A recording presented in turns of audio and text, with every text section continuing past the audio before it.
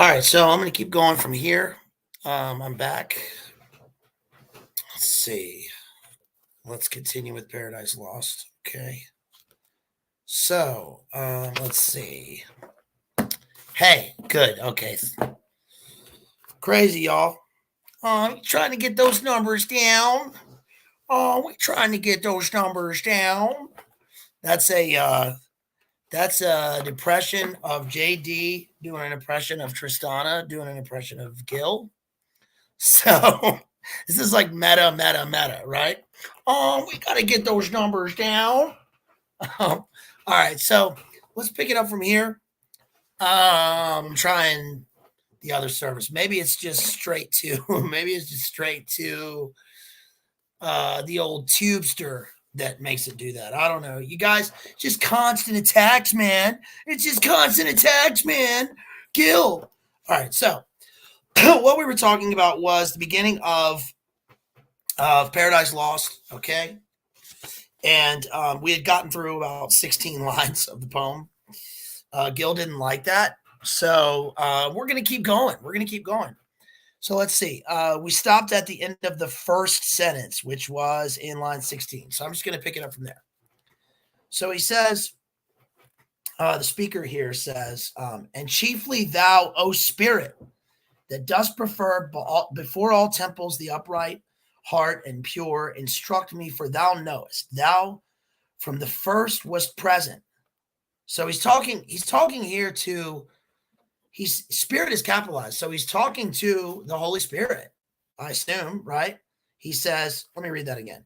And chiefly thou, O spirit, that dost prefer before all temples the upright heart and pure, instruct me, for thou knowest, thou from the first wast present, and with mighty wings outspread, dove-like satst brooding on the vast abyss, and madest it pregnant. What in me is dark, illumine. Ooh, illumine. Confirm. What is low, raise and support, that to the height of this great argument I may assert eternal providence and justify the ways of God to men. Now that's his thesis statement, right? That's the speaker. We're going to refer to, by the way, when we're talking about poems, we want to refer to the person speaking in the poem as the speaker. Okay. It's not, this is sort of a general rule with poems. We're not talking about Milton writing here. This is a character, right? Once he puts pen to paper, or in this case, Milton himself didn't put pen to paper because he was blind, as we were saying in the introduction 2 times ago. Milton himself was blind. And this is, just to go back for a second, this is crazy. We don't usually talk about the life of the artist when we're talking about literature, because we don't want it to really have a bearing on the work itself. But it is crazy that Milton is writing an epic poem and he's a blind poet, in the same sense that, he's carrying on a Homeric tradition here, right? Homer, the blind poet, the bard, yes, the wild wandering poet, and Milton himself, kind of like James Joyce later, not a poet, he's a prose writer mainly, but dictated his entire poem to his daughter, amongst other people, who wrote it down. So he is, in the Homeric sense, just sort of spooling off. Homer would write in hexameters, spooling off hexameters, in this case pentameters, right? Lines and lines, thousands of lines of iambic pentameter, and she's recording it. So the minute that the poet, though, begins to write, he becomes a character. Yes. And here he's saying, this is the speaker. So we refer to the person speaking as the speaker here at the beginning. And he's calling down the muse. And he's saying here essentially what Shakespeare kind of put in a couple of lines, which is, oh, for a muse of fire, right? He's asking to be filled up and to speak and to tell this story. But look at these lines again, right? Because this is a reference to Genesis, where he says, again, he says, thou, the Spirit, from the first was present, and with mighty wings, outspread dove-like, satst brooding on the vast abyss and madest it pregnant. So he's saying that the Holy Spirit sits on the abyss of the world. The abyss is going to play a part in a minute with this poem. And madest it pregnant, right? So gives birth to the world, lights it up. And then his thesis statement, it's not an essay, so it's not a thesis statement, but his mission statement here is, and justify the ways of God to men, which is there's a lot to think about there, right? There's a lot to think about theologically, as if God's ways need justification. Who is Milton, right? Who's this guy to be sitting there justifying the ways of God to men? However, that's his mission statement, right? So he says in the next part, he says, say first, for heaven hides nothing from thy view, nor the deep tract of hell. Say first, and by the way, so we get this depiction of hell as a tract, right? It's a cut in the earth, and it's going to be, we're going to see later that it's a cut. You imagine that the earth is like this, right? If we're picturing it from the side, we've got the earth, and then in the middle there's this cut. There's a tract, and that's because we're going to see that later on he's going to describe Satan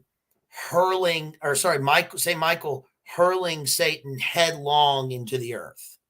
So it makes a cut into the earth all the way to the bottom, right into hell. So he says, say first, for heaven hides. Am I still good, you guys? Am I still all right? He says, say first, for heaven hides nothing from thy view, nor the deep tract of hell. Say first, what cause moved our grandparents in that happy state, favored of heaven so highly, to fall off from their creator and transgress his will for one restraint, lords of the world besides, who first seduced them to that foul revolt? The infernal serpent, he it was, whose guile stirred up with envy and revenge, deceived the mother of mankind, Eve. What time his pride, capital P, his pride had cast him out from heaven with all his host of rebel angels, by whose aid, aspiring to set himself in glory above his peers, he trusted to have equaled the Most High if he opposed, and with ambitious aim against the throne and monarchy of God raised impious war in heaven, and battle proud with vain attempt. Him the almighty power hurled headlong flaming from the ethereal sky with hideous ruin and combustion down to bottomless perdition, there to dwell in adamantine chains and penal fire, who durst defy the omnipotent to arms. 9 times the space that measures day and night to mortal men, he with his horrid crew lay vanquished, rolling in the fiery gulf, confounded though immortal. But his doom reserved to him more wrath, for now the thought both of lost happiness and lasting pain torments him. Round he throws his baleful eyes, that witnessed huge affliction and dismay, mixed with obdurate pride and steadfast hate. At once, as far as angels can, he views the dismal situation, waste and wild, a dungeon horrible, on all sides round as one great furnace flamed, yet from those flames no light, but rather darkness visible, served only to discover sights of woe, regions of sorrow, doleful shades, where peace and rest can never dwell, hope never comes that comes to all, but torture without end still urges, and a fiery deluge fed with ever-burning sulfur unconsumed. Such place eternal justice had prepared for those rebellious, here their prison ordained in utter darkness, and their portions set as far removed from God and light of heaven as from the center thrice to the utmost pole. Wow. Okay. So, and that brings me to what I mentioned at the start of this in the other in the start of the stream, which was that Jay, let's just go ahead. Jay, shout out to Jay Dyer, Jay's analysis, said in the question somebody had asked at the end of the stream, which was somebody asked something like, are there flames in hell? Right. I think was the question. And Jay gave a based answer, which was, I'm just going to paraphrase, forgive me. I'm going to paraphrase, which was that, there aren't flames like we imagine, the blood, you saw the blood moons, and down there's the eternal flames, and the Jonathan Edwards, right? Jonathan Edwards, sinners in the hands of an angry God. That if you've never read, by the way, that sermon, which is one of the first works of American literature, it's amazing. This is a Puritan minister. So around the same time as Milton, but in America, and he talks about, it's called Sinners in the Hands of an Angry God. And he talks about, there's an actual sermon delivered, and he talks about how the people in the congregation are so bad. They're so filthy as humans that basically they're sitting there and there's no reason why the pews shouldn't just open up and the earth open up and they're just swallowed in hell and eternal torment right there. And they're basically like spiders hanging by a thread, a thin gossamer, just right over the flames. And so we're not talking about it in that sense. Jay said that the flames are the flames of God, right? What was the term he used? Sorry, I'm being a beautiful slow boy right here. He said somebody help me out with this. He said that the flames are the flames of God's presence, I think. And that, our experience of God's love. So that's not what Milton's saying, right? I mean, that's what Milton is saying here is his description of hell is that let me just summarize basically what happened. What is that Milton says that there's a war in heaven. This is the introduction. There's a war in heaven, right?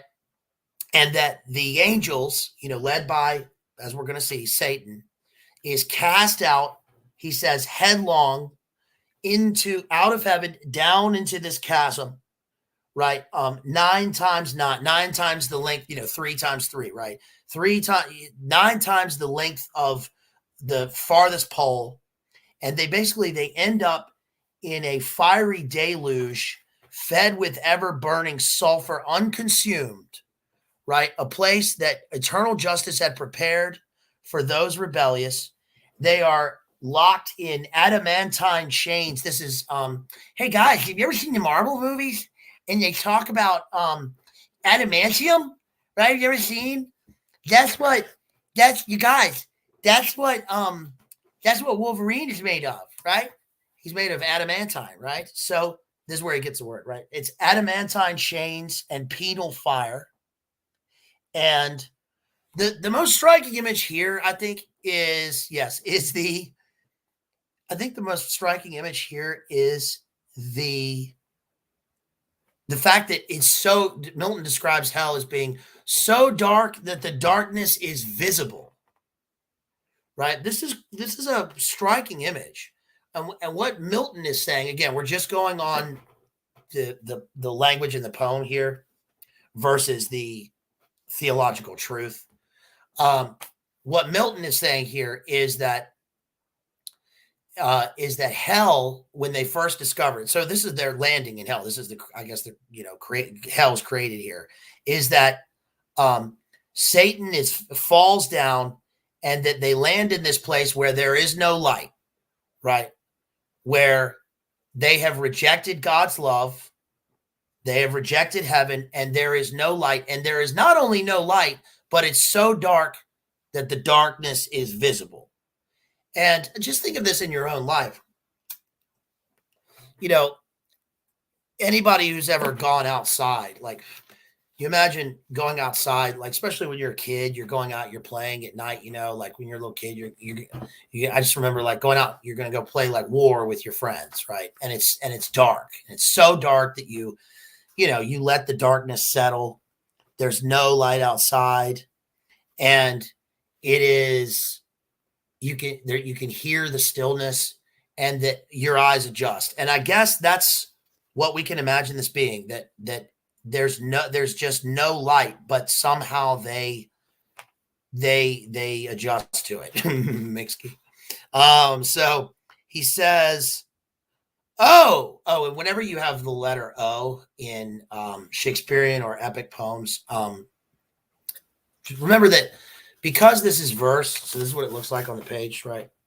Because this is verse,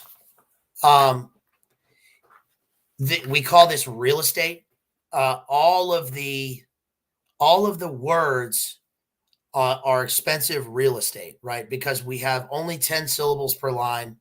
So when you use a single letter for a word O, it's supposed to indicate that the speaker is opening up his soul in an expression of abject woe. And this is the most famous example of this is in King Lear. One of my favorite lines in King Lear. No, hold on.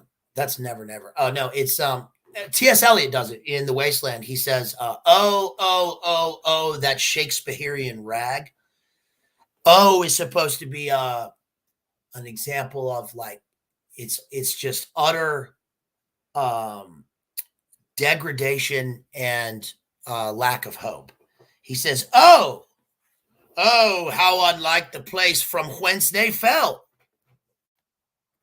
There the companions of his fall, overwhelmed with floods and whirlwinds of tempestuous fire. He soon discerns, and weltering by his side, one next himself in power, and next in crime, long after known in Palestine and named Beelzebub, to whom the arch enemy and thence in heaven called Satan, with bold words breaking the horrid silence, thus began. So we get the naming of Satan. We get the naming of Beelzebub before we get Satan, right? And so we get these two. Now imagine like you're doing a play or a film version. I saw a terrible play version of this when I lived in England. And it was so bad. And the entire play was nude. And it was, you can't get over the fact that you're watching play where everyone on stage is nude. You can't get over it. But so obviously later on when they have Adam and Eve, the two characters nude, but it's a stage play. And anyway, all right, enough of that.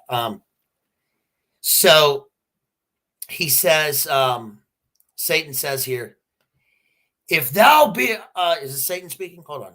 He says, if thou beest he, but oh, how fallen, how changed from him who in the happy realms of light, clothed with transcendental brightness, didst outshine myriads, though bright. So we're talking about Lucifer here, right? If he whom mutual league, united thoughts and counsels, equal hope, and hazard in the glorious enterprise joined with me once, now misery hath joined in equal ruin, into what pit thou seest from what height fallen, so much the stronger proved he with his thunder. Until then, who knew the force of those dire arms? Yet not for those, nor what the potent victor in his rage can else inflict, do I repent or change. The potent victor here, right, is God. And they're saying, oh, they didn't know how powerful God was until they were thrown out of heaven. And then he says, no, I'm not going to repent or change, though changed in outward luster, right? There's no more luster. He has no more of the bright and shining beauty that he was before he fell, right? That fixed mind and high disdain from sense or injured merit, that with the mightiest raised me to contend, and to the fierce contention brought along innumerable force of spirits armed, that durst dislike his reign, and me preferring his utmost power, with adverse power opposed, in dubious battle born on the plains of heaven, and shook his throne. So this is a description of the of the fight in heaven, in dubious battle on the plains of heaven, right? What though the field be lost, he says. All is not lost. Notice how, by the way, that is often quoted in war speeches, but due to the ignorance usually of the people speaking, they are not aware. Maybe they are aware, actually, that they are quoting Satan, right? In Paradise Lost, they will say, all is not lost. Or I'm sorry, they say, what though the field be lost? All is not lost. The unconquerable will and study of revenge, immortal hate and courage, never to submit or yield, and what is else not to be overcome. That glory never shall his wrath or might extort from me. Remember, these guys are talking about God, right? They're saying to bow and sue for grace with suppliant knee and deify his power, who from the terror of this arm so late doubted his empire, that were low indeed, that were an ignominy and shame beneath this downfall. I just realized that Bill the Butcher in Gangs of New York quotes this. Anybody remember that scene? I think he's talking to Tammany, but instead of an ignominy, he says that would be an ignominious end. Clink, clink, clink, and he taps his eyeball with the steak knife. That would be ignominious indeed, right? But here he says, let me find this part again. He says, that were low indeed, that were an ignominy and shame beneath this downfall.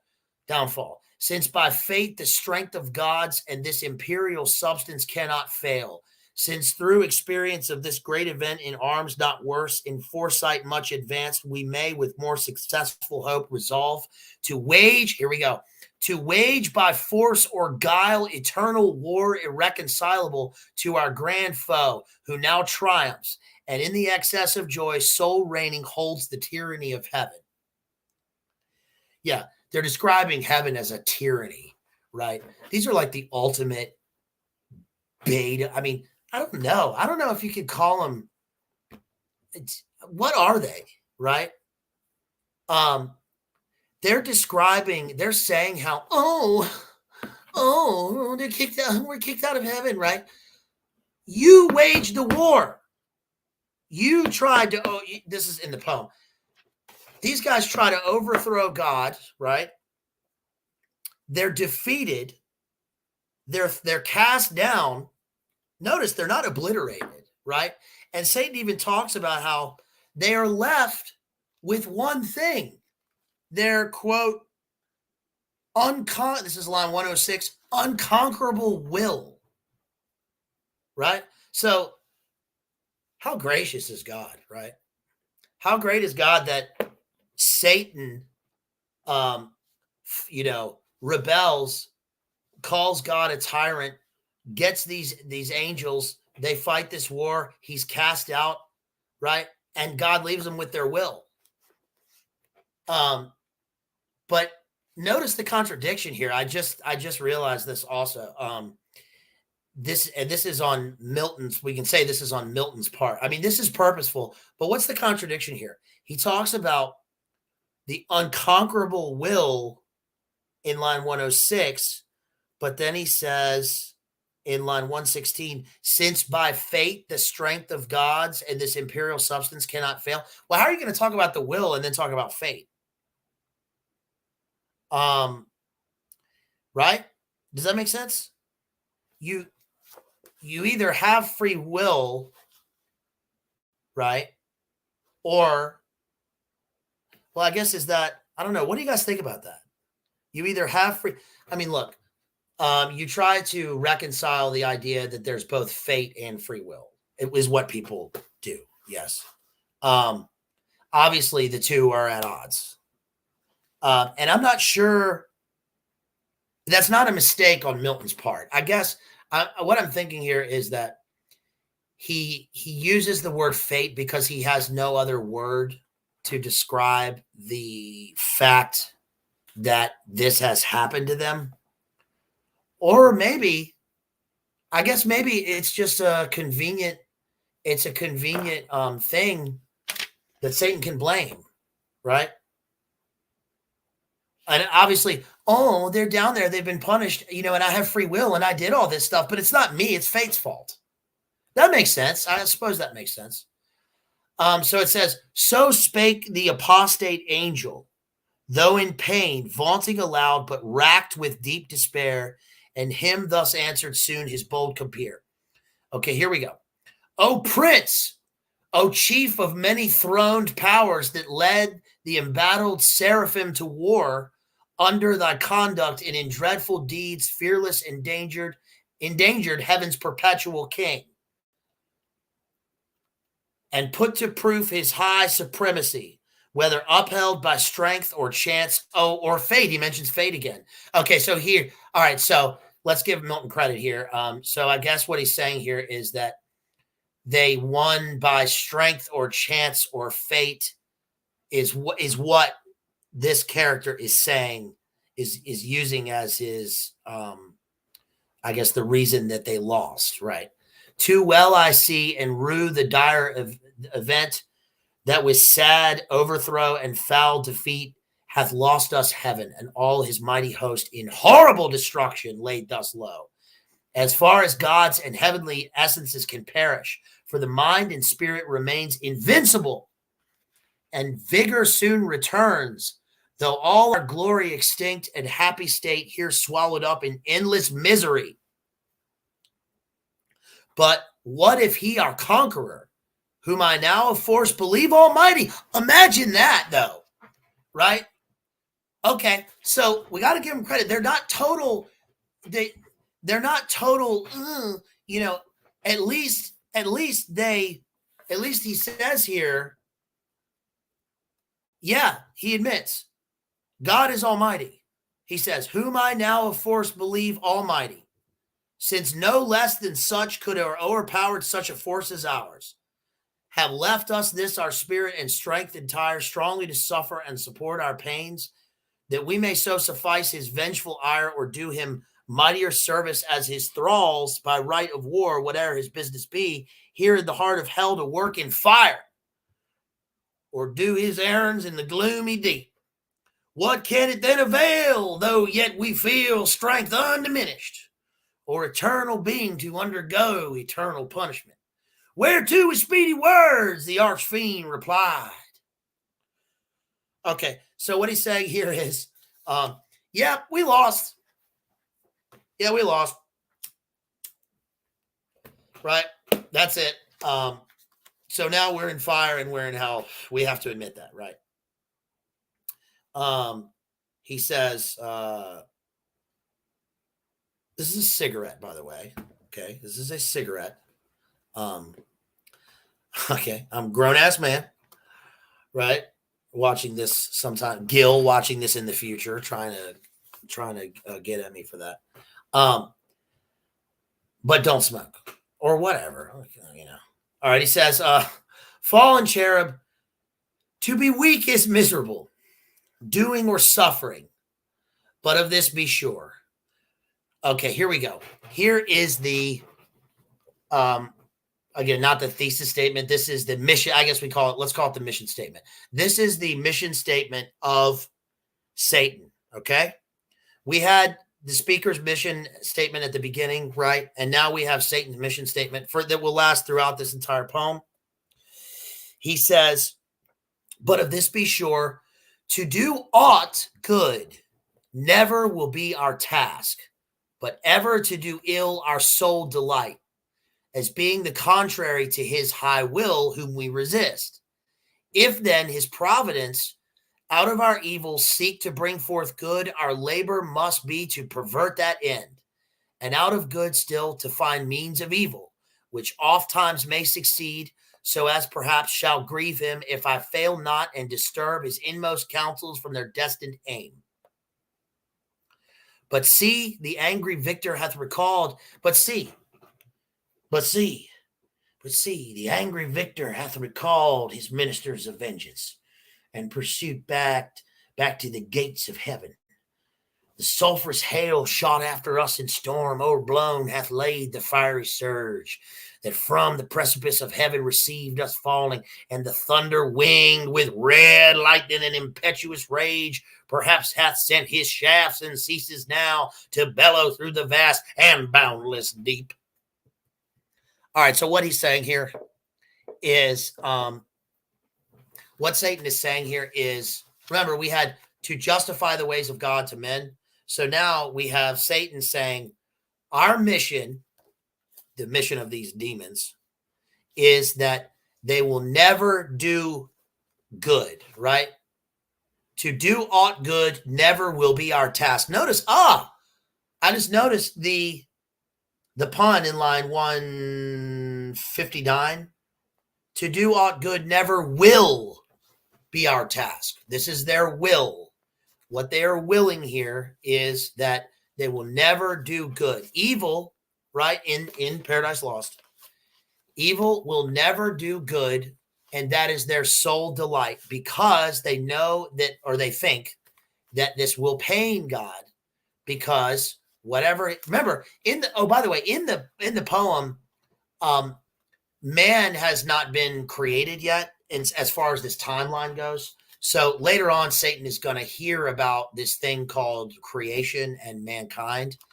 And that's where he's going to cross the abyss by himself and then come up into earth in the form of as Milton describes it, as in the form of the serpent, who then will tempt Eve. And the reason he's going to do that is because they want to pervert God's creation. And as he said, that's his word. He says, our labor must be to pervert that end. So in other words, what he says here is like, sometimes, something bad happens, but God can make something good come of something bad. But what they're going to do is they're going to pervert that. And isn't that interesting? We've been, sort of discussing that a lot. This idea of perversion and inversion, right? Of evil being the absence of good, right? What they're saying here is, yes, in the poem, Milton's saying they're taking an active, they're as active a role as they can. But what they want to do is, when there's something good, they want to pervert it, right? And I'm trying to think of an analogy for this, like in life. I don't know.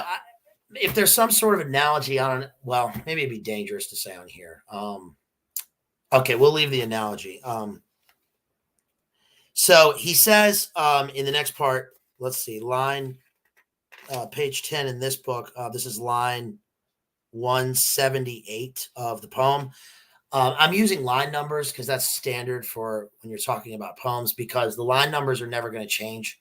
It's different when you're talking about prose. You can't use line numbers because it's written in paragraphs, right? Prose is written in paragraphs. Verse is written in lines. So no matter what edition you read of Paradise Lost, I've got a few of them back there that are marked up. Like the lines will never change. It'll always be the same. So he says, let us not slip the occasion, whether scorn or satiate fury yield it from our foe. Seest thou yon dreary plain, forlorn and wild, the seat of desolation, void of light, save what the glimmering of these livid flames casts pale and dreadful. Thither let us tend from off the tossing of these fiery waves. There rest, if any rest can harbor there, and reassembling our afflicted powers, consult how we may henceforth most offend our enemy, our own loss how repair, how overcome this dire calamity, what reinforcement we may gain from hope, if not what resolution from despair. Thus Satan, talking to his nearest mate, with head uplift above the wave and eyes that sparkling blazed his other parts besides, prone on the flood, extended long and large, lay floating many a rood, in bulk as huge as whom the fables name of monstrous size Titanian, or earthbound, that warred on Jove, Briareos, or Typhon, whom the den by ancient Tarsus held, or that sea beast Leviathan, which God of all his works created hugest that swim the ocean stream, him haply slumbering on the Norway foam, the pilot of some small night-foundered skiff, deeming some island off, as seamen tell, with fixed anchor in this his scaly rind moors by his side under the lee, while night invests the sea and wished morn delays. So stretched out huge in length the arch-fiend lay, chained on the burning lake, nor ever thence had risen or heaved his head, but that the will and odd permission of all ruling heaven left him at large to his own dark designs, that with reiterated crimes he might heap on himself damnation, he says. Yeah, Mixkey, I don't know why I did that. I saw that, brother, and I don't know why I did that. And I thank you. I thank you so much. Maybe it was because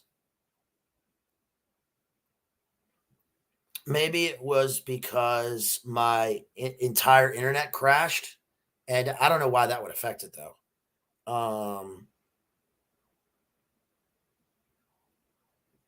Right. That's weird. I don't know why. I'm boomer teching over here. But yeah, Mick, thank you though. I appreciate it so much, and it was the thought that counts, because I know you got me. And yeah, guys, thank you so much. Thank you so much for being here. And if you're watching this in the future, thank you, and I appreciate you coming. I'm gonna keep going just for a few minutes, and yeah, give me all your money, send me all your money, give me all your money, because then I can get some good internet and a camera or whatever, right? Listen, I'm just trying to make it. I'm just trying to live, right? Listen, man, you just got to keep living. I'm just trying to keep living. LIVIN. That's all I'm trying to do, right? But in the meantime, give me all your money, send me all your money, all your gold coins, all your watches, all your gold watches. So he says, he says, Satan heaps on himself damnation, right? Everything he lives, he has a will, but everything he does, he heaps damnation continuously upon himself. He says, shouts out to Jerry, by the way, smoking on stream. I know I shouldn't be, but shouts out to our good friend, our good buddy Jerry, Exposing Powerful Lies. If you're watching this in the future, go to Exposing Powerful Lies and sub. High IQ content. Go to jaysanalysis.com. Grab a membership. High IQ content. Go to Beautiful Tristana at Primal Edge Health. Wonderful content. Thank you. Okay, so he says, let's see. While he sought evil to others and enraged might see how all his malice served but to bring forth infinite goodness, grace, and mercy shown on man by him seduct, but on himself treble confusion, wrath, and vengeance poured. Forthwith upright, he rears from off the pool his mighty stature. On each hand, the flames, driven backwards, sloped their pointing spires, and rolled in billows, leave in the midst a horrid veil. Then, this is a description of Satan. Then with expanded wings, he steers his flight aloft, incumbent on the dusky air, that felt the unusual weight, till on dry land he lights, if it were land that ever burned with solid as the lake with liquid fire. And such appeared in hue as when the force of subterranean wind transports a hill torn from Pelorus, or the shattered side of thundering Etna, whose combustible and fueled in entrails, thence conceiving fire sublimed with mineral fury, aid the winds and leave a singed bottom all involved with stench and smoke. Such resting found the soul of unblessed feet. Him followed his next mate, both glorying to have escaped the Stygian flood as gods, and by their own recovered strength, not by the sufferance of supernal power. The Stygian flood, the word Stygian is a great word. I first learned that word from Paradise Lost, but then I didn't hear it again until, of all people, Norm Macdonald, R.I.P. Norm. Norm would describe the darkness of night as a Stygian darkness, a Stygian blackness. The word Stygian, Stygian, obviously comes from Styx, the river Styx, right? The dark black river of Styx. So he's saying that what the guy's saying here is that Satan is lying on his side in this later to be, etched and engraved and painted pose of like this relaxing, romantic hero or whatever. I mean, Blake loved this image, right? And he's lying there bigger than Leviathan. He's huge. Later on, not later on, this is actually preceding this. Dante in the Inferno also describes Satan as enormous. And actually, Jay covered this just the other night, how in the Inferno, it ties in. Obviously, Milton is informed by the Inferno, by the Divine Comedy, right? Do you get why it's called the Divine Comedy, by the way? Most people don't know this. They don't get this. Side note here. It's called, Dante calls the poem the Divine Comedy, which is broken up into 3 books, right? We've got Inferno, Purgatorio, and Paradiso. Inferno means hell, and then Purgatory, right, is a cognate. And then Paradiso is paradise, that's heaven. It's called the Divine Comedy because the word comedy does not mean the connotation that we take it to mean now. A comedy for us is something funny, but a comedy in terms of ancient, especially the ancient world, ancient drama, and then later on in verse, comedy means a happy ending. So obviously the Divine Comedy is a Divine Comedy because it ends happily, because the 3rd book is heaven, is paradise. And in Shakespeare, especially, like, Shakespeare wrote a bunch of comedies, but he really only wrote 4 true tragedies, right? And what's interesting is a lot of Shakespeare's comedies are very close to tragedies, and the only thing that for instance, Much Ado About Nothing starts off and it's going along and it's happy, but what separates it from a tragedy is that thankfully, Hero, who is a Hero and Claudio, Hero has faked her death to drive Claudio in, exactly, all's well that ends well. Yes, the Shakespearean play, and the expression as we've come to know it. All's well that ends well. Much Ado About Nothing. Hero fakes her death because she thinks that Claudio has cheated on her because Don John set her up. And he did that because he hates Claudio and he wanted to ruin their relationship. And so she fakes her death because she wants to make Claudio jealous and repent. He shows up at the tomb to like say that he's sorry for causing the death of Hero, and then she reveals herself, and then she's alive, and then it's a happy ending, and then later, and then they catch the bad guys, and then it's a happy ending. But that could have gone horribly wrong, right? What if Claudio had seen that the woman that he loved, Hero, thought that he cheated on him, she committed suicide or she died, and then he does the same? It could have ended up terribly. So that's what comedy means, right? Happy ending. Jay talked about how in the Inferno, Dante, who is taken down through the 9 circles of hell by Virgil, right? Who is his guide. Virgil is his guide in the poem because Virgil crossed the abyss and went into the underworld in the Aeneid.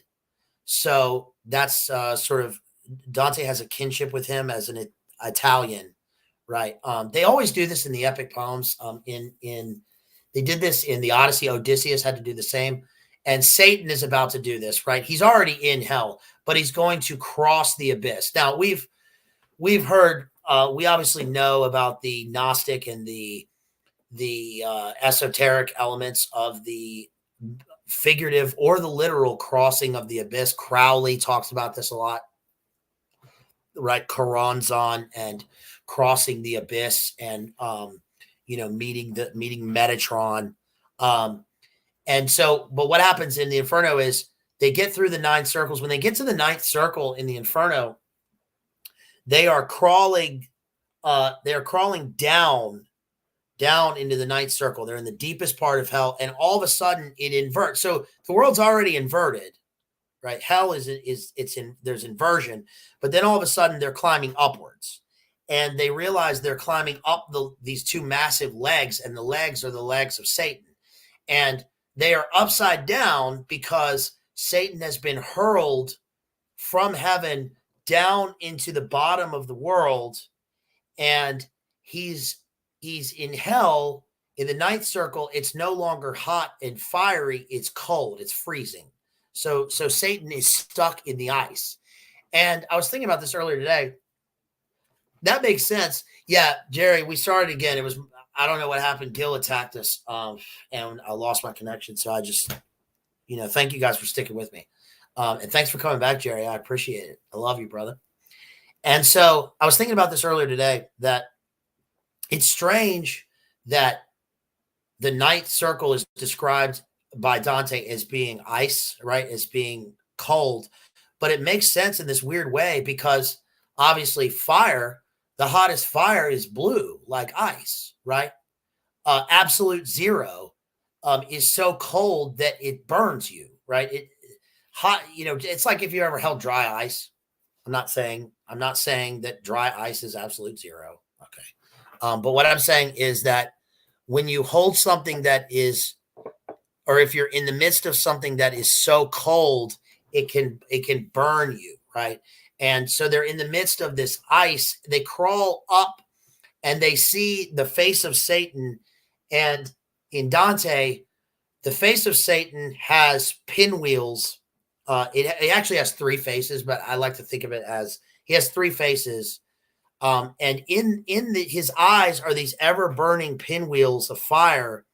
And in the eyes are, Dante actually describes it as the 3, as 3 people who are there. And all of them are in the 9th circle because it's reserved for the worst sin, which is treachery, right? Disloyalty. And so who does he have down there? Obviously, Satan is down there himself, right? Treacherous, disloyal. Then you've got who is the human being? Who is the most treacherous human being that ever lived, right? Yeah, confirm. Is Judas, right? Judas is down there along with, it's Italian, so we're going to talk about Brutus and Cassius. Yes. So then from there, Dante and Virgil climb out, and then they go back on, and then they end up in purgatory. All right, so let's see. Let's get to, I'm just going to cover a little bit more of this. He says, let's see. He says, this, I'm at line 241 now. He says, in this the region, he says, is this the region, this the soil, the clime? Said then the lost archangel. This the seat that we must change for heaven, this mournful gloom for that celestial light. Be it so, since he who is now sovereign can dispose and bid what shall be right. Farthest from him is best, whom reason hath equaled, force hath made supreme above his equals. Farewell, here's Satan's sad lament, right? Farewell, happy fields where joy forever dwells. Hail, horrors! Hail, infernal world, and thou profoundest hell, receive thy new possessor, one who brings a mind not to be changed by place or time. The mind is its own place, and in itself can make a heaven of hell, a hell of heaven. How famous is that line, right? The mind is its own place, and in itself can make a heaven of hell, a hell of heaven. We often hear about people in, this applies to people in prison, right? Or even people imprisoned in a world of their own, of depression or sadness, right? That or loneliness, that they can make a heaven of their hell. And so what Satan is saying here is that, it'll just take some imagination, right? They can make a heaven of their hell. What matter where? If I be still the same, and what I should be, all but less than he whom thunder hath made greater, here at last we shall be free. The Almighty hath not built here for his envy, will not drive us hence. Here we may reign secure, and in my choice to reign is worth ambition, though in hell. Better to reign in hell than to serve in heaven. What a loser, right? Better to reign in hell than to serve in heaven. How this is so. Sam Hyde actually mentioned this in his famous, now well-known. You know that video Sam Hyde has where he's like standing in the water and he's got the drone, and he did it during the let's call it the events of the past. I won't name a time. Where he talks about how we live in a world now where this is so. She actually mentions Paradise Lost, I think, by name, where this is so true now, right? Where the loneliest, loser in society, and when I say loser, what I mean is a person, let's say in a job, who has no power, right? But by snitching or by spreading gossip, right? Or by, they want to attain a managerial position. So they're going to sow discord amongst their coworkers, and they'll gain a little bit of power, right? Because they think that it's better to reign in hell and have a little bit of power than to serve, right? In the established order. Yeah, and Jerry makes a good point here. No one reigns in hell. This dude isn't reigning, right? He's whimpering, right? He's actually thundering. He uses the word thunder, but it's not with a bang, but a whimper, right? So this guy, this character, we're going to call him a character in this book,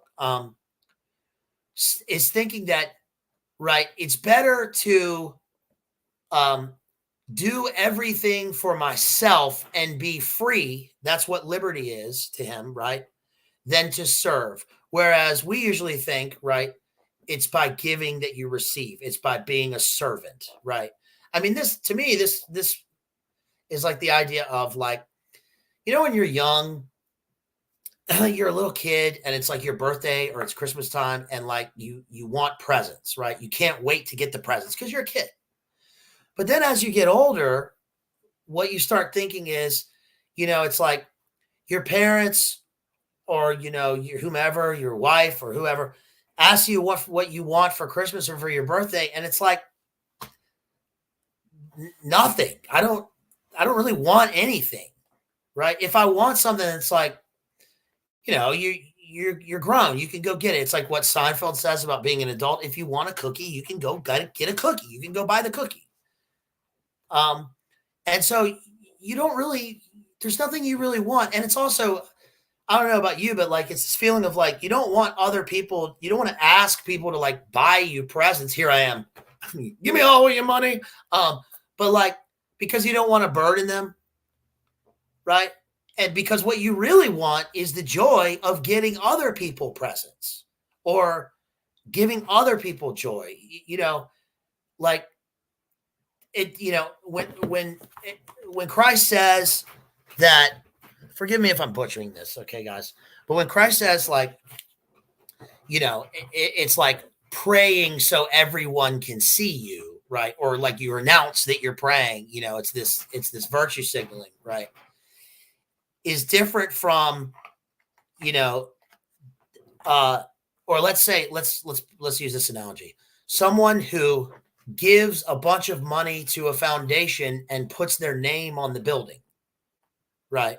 Versus the person who gives all of their money to a foundation anonymously and literally no one ever knows. Imagine the sense of, love that you feel. Imagine the sense of, true happiness and joy, right? Because you're serving and it's just God knows, but no one will know. Imagine that, right? Versus having to tell everyone.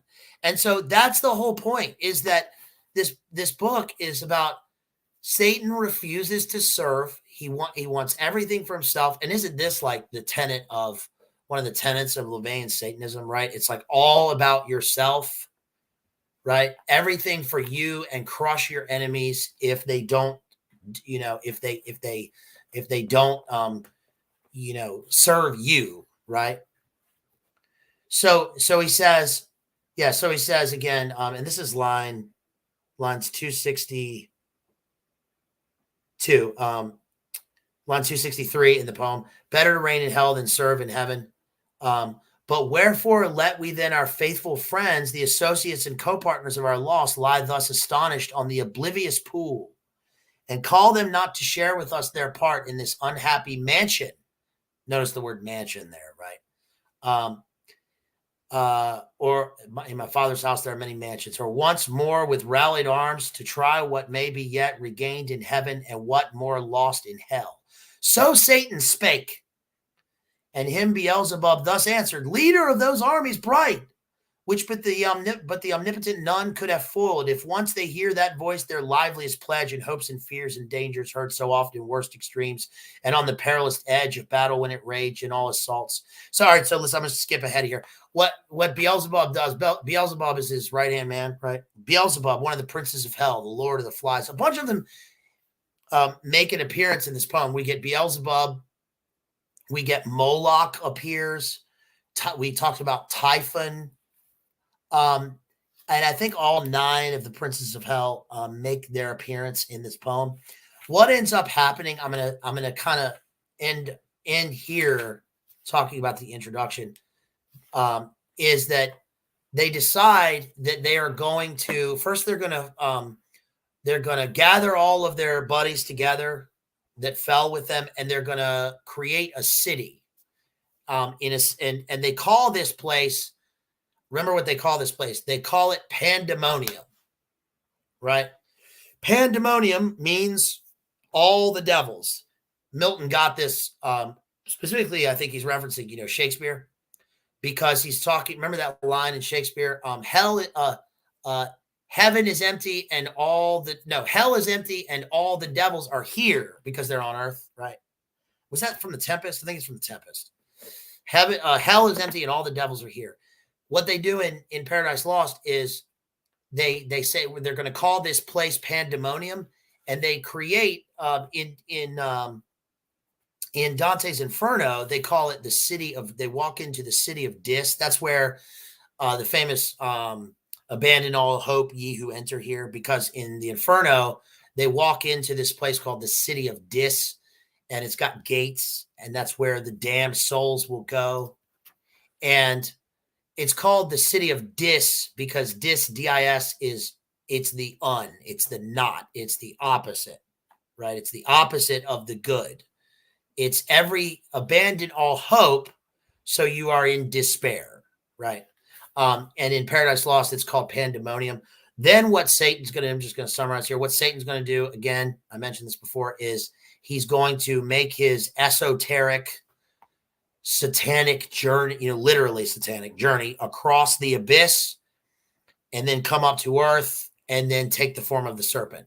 And this is the ritual that, that Crowley and these guys imitate with the Abramelin ritual, where they, where they go out in the desert and they, contact demons, take peyote, do other stuff that I'm not going to mention here, and come face to face with their demonic self, where they destroy themselves, they destroy their ego, and they fill themselves with demons. I guess that's the best way I can summarize it in just a few sentences. Every time I say esoteric, JD takes a drink. Oops. Have I said it like millions of times? I'm sorry, guys. What about every time AJ says esoteric, JD takes a drink? Because after all, we all know that AJ got the term, which he uses quite a lot, from JD. Now we're going to introduce, we got a guest speaker coming up, Joy Dreyer. And listen, folks, we're going to be doing something real good today. We're going to be talking about something esoteric. That's right. We're about to go to a break. It's esoteric. We're going to be talking to Owen's going to take over, and it's esoteric. So, okay. So anyway, that's about all I got for Paradise Lost for the intro. I hope that was, something. I don't know what, I hope it was enjoyable or that you got something out of it. If you're watching this, just a basic, this is just I'm not bragging, folks. I'm not bragging. That you got something just basic from Paradise Lost. Maybe you're a person watching this who has never heard of Paradise Lost. If you haven't, it's a yes, it is in the British canon of literature. It's one of the great epic poems of all time. And I think every educated person should familiarize themselves with these works because they continue to speak to us. We can glean a lot we can glean a worldview partially from reading works of literature, right? Our worldview doesn't come from literature, but it certainly we gain a lot of insight into truth and the way things are from these great works, right? So pick it up. Or if you guys, if you're watching this and you may remember doing this in like high school, and it probably to most people, I mean, legitimately, honestly, right? Genuinely, it probably wasn't interesting to you in high school. It usually isn't. And that's a shame. It's not really a shame. I mean, you're young and but and it doesn't really speak to you at a young age. But as you get older, you start to realize how potent the language is and what it means and why it's powerful.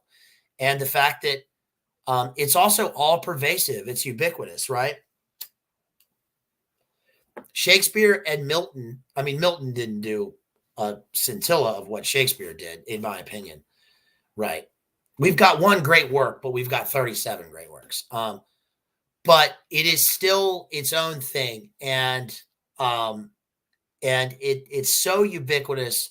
Shakespeare, Milton, mainly Shakespeare, gave us so many words that we use commonly in our own everyday usage, and that you would be astounded by the number of words that we get from these guys. And remember to keep in mind that Paradise Lost is not Old English. It's modern English. He's writing in sentences. It's just like you're reading it's like you're reading anything else, but the language is so potent, and you have to remember all of the connections that he makes in all the levels.